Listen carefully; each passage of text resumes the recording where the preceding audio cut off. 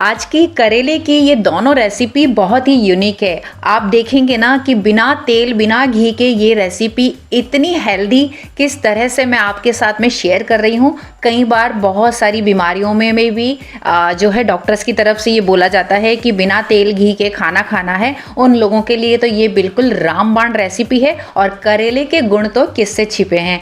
और ये इतने टेस्टी बनते हैं ना, आप इसे जब खाएंगे ना तो ये बिल्कुल अचार की तरह आपको इसका फ्लेवर लगेगा। और जो लोग घी तेल खाते हैं ना वो भी इस रेसिपी को ट्राई करके देखें। हमेशा आप इसी तरह से ये टेस्टी करेले की रेसिपी जरूर बनाएंगे। तो चलिए शुरुआत करते हैं। यहाँ पे मैंने 250 ग्राम करेले लिए हैं। मैंने छोटे छोटे करेले लिए हैं क्योंकि जो छोटे करेले लेते हैं ना तो उसके जो अंदर के बीज होते हैं ना वो बहुत ही बिल्कुल कच्चे होते हैं और थोड़े से वो कम कड़वे होते हैं। तो आप भी करेलों का चुनाव करें ना तो कुछ इसी तरह से करिए। सबसे पहले करेले के छिलके ऊपर के जो है वो मैंने हल्के हल्के पील करके साइड में रख लिए हैं। और अगर इसको आपको बिल्कुल इस तरह से खाली, देखिए वैसे तो इसके अंदर जो बीज है ना वो बिल्कुल कच्चे हैं, आप नहीं निकालेंगे तो भी चलेगा, लेकिन फिर भी आपको मैं यहाँ पर 2 तरह की रेसिपी बता रही हूँ। तो जो भी अंदर अगर आपको लगते हैं कि छोटे छोटे कच्चे वाले बीज भी हमें अलग से निकालने हैं तो उसे भी, जो करेले की कतरन हमने ऊपर से जो छिलके पील किए हैं उसके साथ हम यहाँ पर रखते चले जाएंगे। इसे भी हम यूज करेंगे, लेकिन मैं यहाँ पे अलग अलग रेसिपी बना के बताऊंगी। जो भरवा करेले होंगे वो अलग, और जो करेले की कतरन और जो बीज है ना उनको हम अलग किस तरह से बनाएंगे। तो सबसे पहले करेले को वॉश करने के बाद में मैंने इस तरह से पील करके यहाँ पर एक प्लेट में अलग से रख दिए हैं बीज, और ऊपर का जो छिलका है वो अलग। उसके बाद में मैंने सभी करेलों को इस तरह से कट मारा है सेंटर से, और यहाँ रख देंगे हम इसे अलग से दूसरी प्लेट में। इसी तरह से सारे करेले को हमें इस तरह से छील लेना है और बीच में से कट मार के उसे अलग रख देना है। तो लीजिए यहाँ पर जो है सारे करेले कट के रेडी हो गए हैं, और अब हम इनको 5-10 मिनट के लिए मैरिनेट करेंगे। आपके पास में टाइम हो तो आप ज़्यादा देर के लिए भी कर सकते हैं। यहाँ पे आधे से कम मैंने एक नींबू लिया है, उसको आधे से कम एक थोड़ा सा काटा है। और अब जो करेले की कतरन, यानी हम कतरन कहते हैं, आप लोग क्या कहते हैं मुझे नहीं पता, जो करेले के छिलके हैं वो और जो बीज है ना उनको मैंने थोड़ा सा नमक और थोड़ी सी हल्दी और थोड़ा सा लेमन जूस डाल के इस तरह से मिक्स करके रख दिया है। और जो हम भरवा करेले करने वाले हैं बिना तेल घी के, तो वो भी मैंने इस तरह से अच्छे से नमक और हल्दी से पूरे अच्छे से अंदर से बाहर से अच्छे से मैरिनेट कर देना है। इस तरह से 1-1 2-2 चुटकी हर करेले में डल जाता है नमक और हल्दी।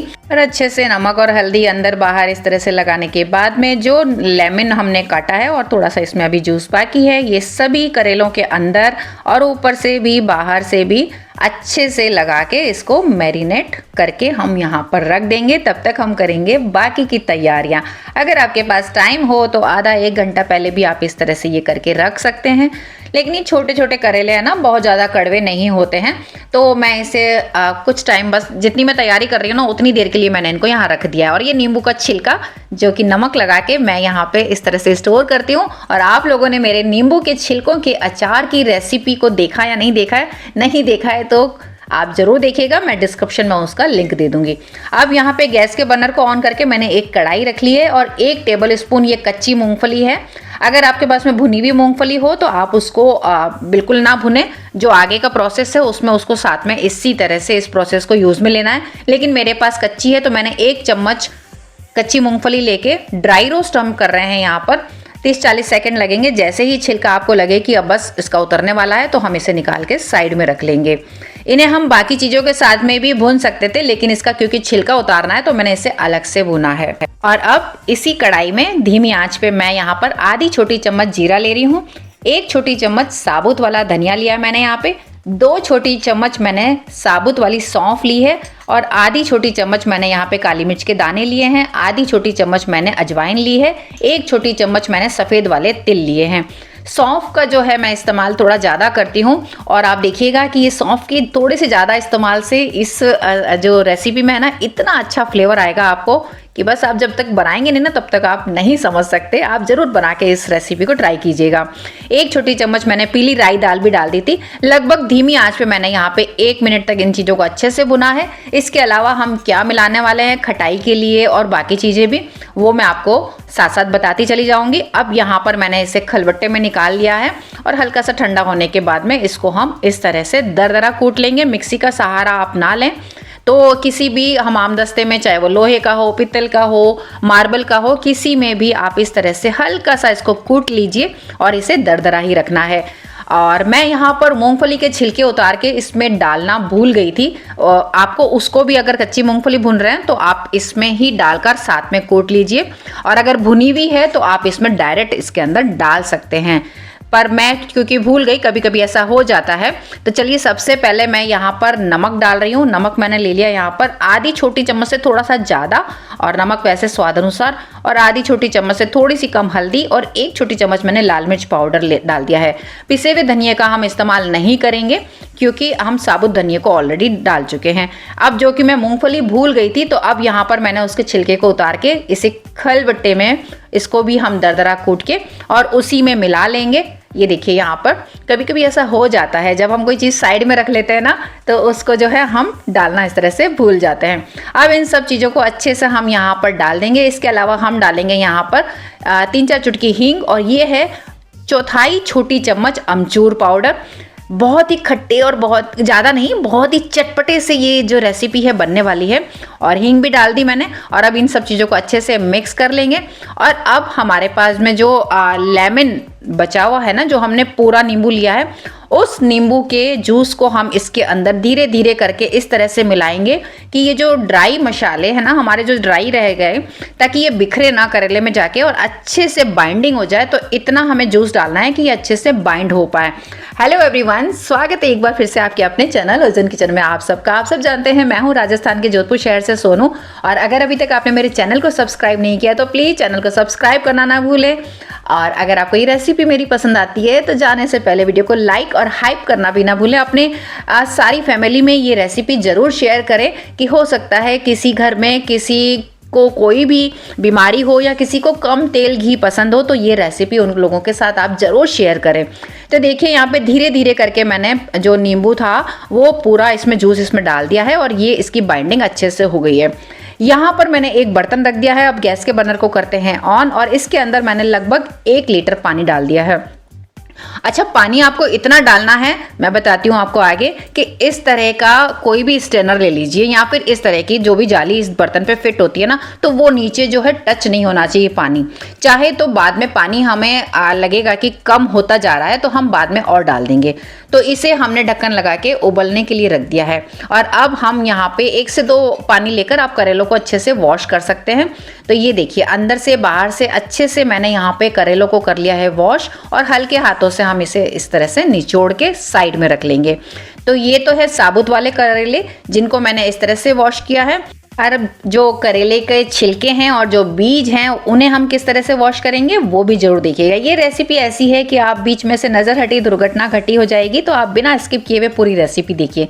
तो इस तरह से पानी में मैंने करेले के बीज और करेले के छिलकों को इस तरह अच्छे से वॉश करके इस तरह से हम स्ट्रेनर में से इसको निकाल लेंगे, ताकि जो है बिल्कुल भी करेले कि जितने भी छिलके हैं, बीज है, वो बिल्कुल भी हमारे वेस्ट नहीं होने चाहिए। तो इस तरह के स्ट्रेनर को यूज़ करके इस तरह से वॉश करके रख लीजिए।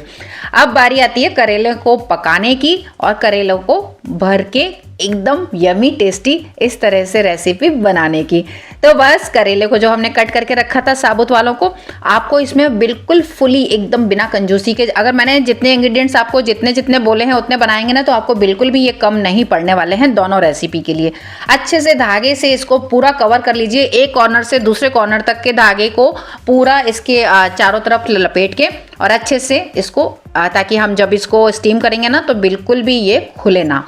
अच्छे से मैंने इसको इस तरह से कवर कर लिया है। और दूसरी रेसिपी में हम किस तरह से इसको बनाएंगे, जो करेले के छिलके और जो बीज है वो भी मैं आपको साथ साथ बताती चली जाऊंगी। तो चलिए सबसे पहले पहली रेसिपी, ये हमारे करेले बंध के धागे से रेडी हो चुके हैं, भरवा पूरे मसाले जो है इसके अंदर भर चुके हैं। यहाँ पानी बॉयल हो चुका है, आपको दिख रहा होगा। मैं इसके अंदर इसको रख दूंगी इस तरह से, और 10 मिनट के लिए मीडियम आंच करके मैं इसको लगा दूंगी ढक्कन। 10 मिनट के बाद में हम इन करेलों को ढक्कन हटाएंगे, और ढक्कन हटाने के बाद में आप देखेंगे करेलों का कलर भी चेंज होने लग गया और ये पकने शुरू हो गए हैं। इसको हम इस तरह से पलट देंगे, और पलटने के बाद में 5 से 7 मिनट तक आप इसको फिर से ढक्कन लगा दीजिए, ताकि ये पूरी तरह से पक जाए। अच्छा, मैं आपको बताऊं, ये अंदर से ही जो हमने मसाले भरे हैं ना, वो भी पूरी तरह से अच्छे से है ना बिल्कुल पक जाते हैं, कलर ही चेंज हो जाएगा। तो ये देखिए, वैसे तो वो भुने हुए हैं। अब यहाँ पर लगभग 15-16 मिनट के बाद में पूरी तरह से करेले हमारे रेडी हो चुके हैं और हम इसे निकालेंगे प्लेट में। और आपको देखिए चाकू की नोक से, चाकू बिल्कुल टच होते ही इसके अंदर तक जा रहा है, यानी कि ये पूरी तरह से सॉफ्ट हो चुके हैं चारों तरफ से। इसे हम निकाल लेंगे प्लेट में और मैं इसको आपको ओपन करके दिखाऊंगी और इसको तोड़ के भी दिखाऊंगी, कहीं मत जाइएगा। ये इतने टेस्टी, इतने यमी लगेंगे ना, जैसे ही मैं इसे ओपन भी करूंगी और ये इस धागे को हम हटा के इसको जब खाने बैठेंगे ना तो आप कहेंगे वाह। लेकिन उससे पहले हम यहाँ पर जो भगोने में पानी कम हो गया तो थोड़ा पानी डाल के इस स्टेनर में, जिसमें हमने स्टेन की थी पूरे करेले के छिलके और बीज, उसको इस तरह से डायरेक्ट मैं यहाँ पर रख रही हूँ और लगा दी मैंने थाली ताकि अच्छे से कवर हो जाए। और उसे हम 5 मिनट के लिए मीडियम आंच पे रख सकते हैं। और ये देखिए ये करेलों का कलर कितना अच्छा चेंज हो गया। और ये देखिए, चाकू छोड़िए, मैं आपको इसको हाथ से तोड़ के दिखाती हूँ। अंदर के जो मसाले ना वो भी पूरी तरह से पक चुके हैं और देखा आपने कितने सॉफ्ट हो चुके हैं, बिल्कुल रुका ही नहीं जा रहा है मेरे से। तो किचन में रोटी तैयार पड़ी है और ये देखिए एकदम, अब जब आप खाएंगे ना तो बिल्कुल इस तरह लगेगा जैसे कि आप करेले का अचार खा रहे हो, लेकिन बिना तेल वाला। और इतने टेस्टी लगेंगे कि मैं कहती हूँ कि अगर आप तेल वाले करेले खाने के, यानी कि तेल वाली रेसिपी जो खाने के शौकीन है ना, आप भूल जाएंगे जब आप इसे इस तरह से बना के खाने वाले हैं। यहाँ पे 5 मिनट हो चुके हैं और आप देखिए ये पूरी तरह से इसका भी कलर चेंज हो चुका है। सारे करेले के जो छिलके हैं ना वो बिल्कुल डार्क ग्रीन से लाइट हो चुके हैं। आप इसमें से थोड़ा सा उठा के और आप खा के देखिएगा, बिल्कुल सॉफ्ट हो चुके हैं। बस इसे निकाल लेना है हमें इस तरह से बाउल में, गर्मा गर्म, और बिल्कुल करेले का एक दाना भी नुकसान नहीं होना चाहिए। और जो हमारा ये जो मसाला है ना, 2 टेबल स्पून अभी भी पड़ा है, इसे हम इसे अच्छे से इसमें मिक्स कर लेंगे बिल्कुल अचार की तरह। ये देखिए यहाँ पर अच्छे से हमने मिक्स कर लिया है और ये मिक्स होने के बाद में पूरी तरह से रेडी है ये भी खाने के लिए। एक बार ट्राई जरूर कीजिएगा, आपको मज़ा आ जाएगा इस पूरे करेले का इस्तेमाल इस तरह से दोनों रेसिपी बना के। तो देखिए यहाँ पर ये रेसिपी भी रेडी हो गई है और सच में बहुत टेस्टी लगेगी, बिल्कुल करेले की चटनी हो इस तरह से, लेकिन अचारी फ्लेवर के साथ में। और ये हमारे भरवा करेले बिना तेल घी के, एक बार जरूर ट्राई कीजिएगा। कैसी लगी आपको ये रेसिपी? आई एम श्योर आपको बहुत पसंद आई होगी। अगर आपको पसंद आई है तो चैनल को सब्सक्राइब और रेसिपी को लाइक देना बिल्कुल ना भूलें, हाइप करना ना भूलें। मैं जल्दी मिलती हूँ नई रेसिपी के साथ में, तब तक के लिए गुड बाय।